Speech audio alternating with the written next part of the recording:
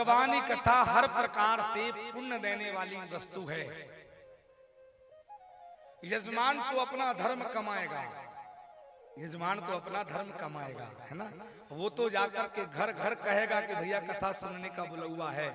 जैसे आप लोगों ने पहले गांव में पूरे घर के लोग लगन का बोलने जाते थे, है ना, नौतुआ बुलौआ घूमते थे, फिर खाम का कहने जाते थे घर वाले, फिर बेचारे भोजन वाले भी जाते थे, घर के लोग जाते थे। आप लोगों ने विचार किया कि कारज होता है तो व्यक्ति परेशान बहुत हो जाता है, इसलिए केवल खवास के द्वारा बुलौआ गांव में भेजो और मनुष्य आ जाएगा भोजन करने के लिए शादी में।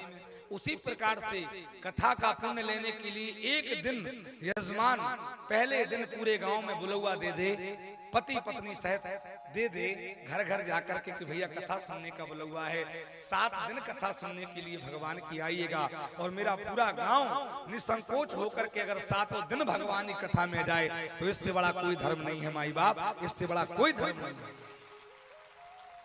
किसी के घर मान लीजिए कारज है, वो अकेला व्यक्ति है, वो नित्य अगर गांव में जाए, गांव अब मेरा बड़ा हो गया है ना, 2 किलोमीटर में होगा कम से कम गांव, जेठ की दोपहरी में किसी के घर कथा हो और नंगे पांव बुलौआ दे, और समझिएगा उसका तो पुण्य है, वो तो पुण्य कर रहा है।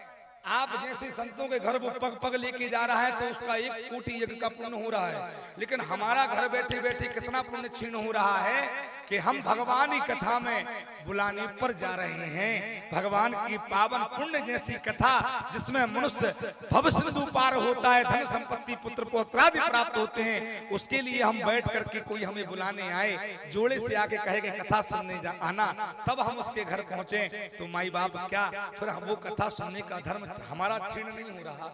उसको तो मिल रहा है पर कहीं ना कहीं हमारा धर्म क्षीण हो रहा है। इसलिए केवल एक दिन का नियम रख लिया जाए कि एक दिन मान सम्मान से कथा का बुलावा पूरे गांव में हो जाए और पूरा गांव श्रद्धा सहित भगवान की कथा सुनने के लिए प्रांगण में आकर के बैठ जाए। यही धर्म है, यही गांव की नीति है, और इसी गांव की नीति के लिए मैं आपसे प्रार्थना करता हूँ। हर हर नर्मदे।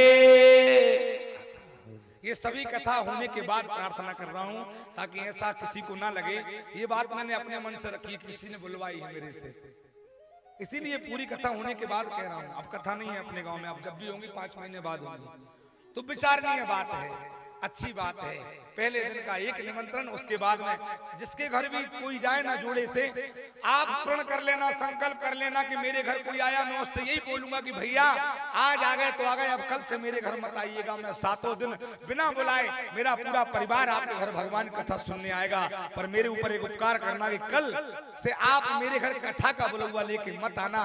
भगवान की कथा का बुलौआ लेके आओगे तो मेरा सुनने का धर्म छीन हो जाएगा।